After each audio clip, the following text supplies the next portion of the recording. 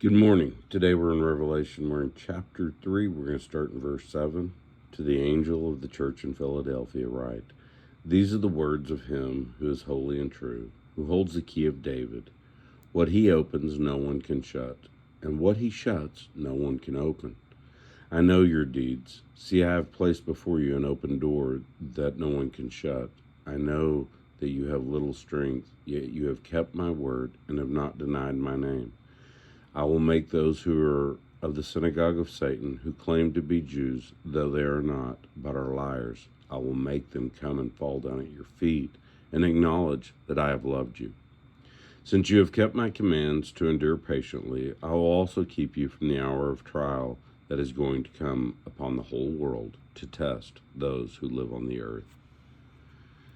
I am coming soon. Hold on to what you have so that no one will take your crown. Him who overcomes, I will make a pillar in the temple of my God. Never again will he leave it. I will write on him the name of my God and the name of the city of my God, the new Jerusalem, which is coming down out of heaven from my God. And I'll also write on him my new name. He who has ear, let him hear what the Spirit says to the churches. Okay, so I think the biggest part here, he who holds the key of David. The key of David, it's mentioned in Matthew 16. It's prophesied by Isaiah in Isaiah 22.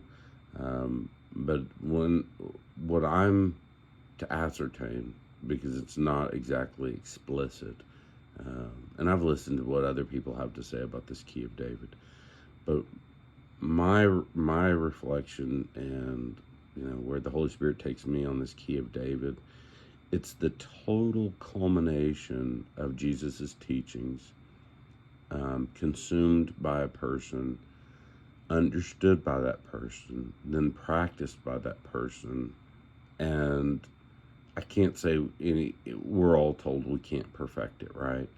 But the daily walk of, doing a pretty good job at keeping this every day.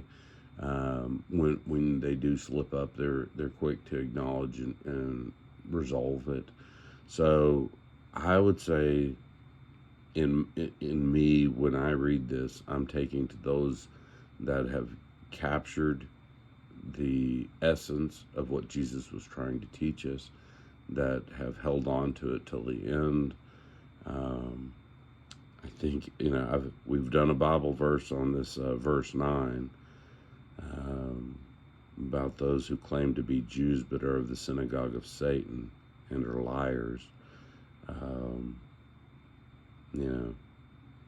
Gosh,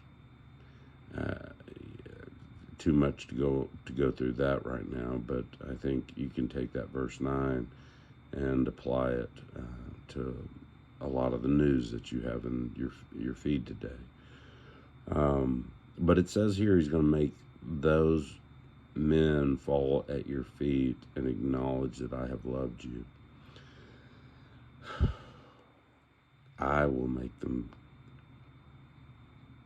come and fall down at your feet. Doesn't sound like we're going to overcome it. Sounds like God's going to overcome them for us. So anyway, then it goes on. It talks about keeping you from the trial that's going to face the whole earth. Some people will take this and call it the rapture. Right? I'm going to take you out of the earth so you don't have to experience it. I look at the test of Revelation personally as a testing of the bride. Maybe this portion of the bride doesn't need a test, but I look at every church prior to this one as having needed to be tested. This one, I don't think this whole church gets out. I don't know. Hold on to what you have so that no one will take your crown. I think these tests that come at the end, right?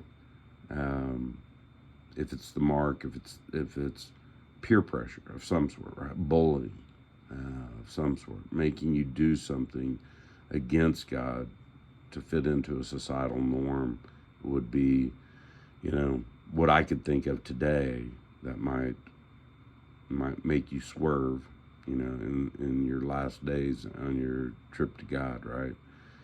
But if you hold fast, you'll be established as a pillar in the temple in the New Jerusalem, and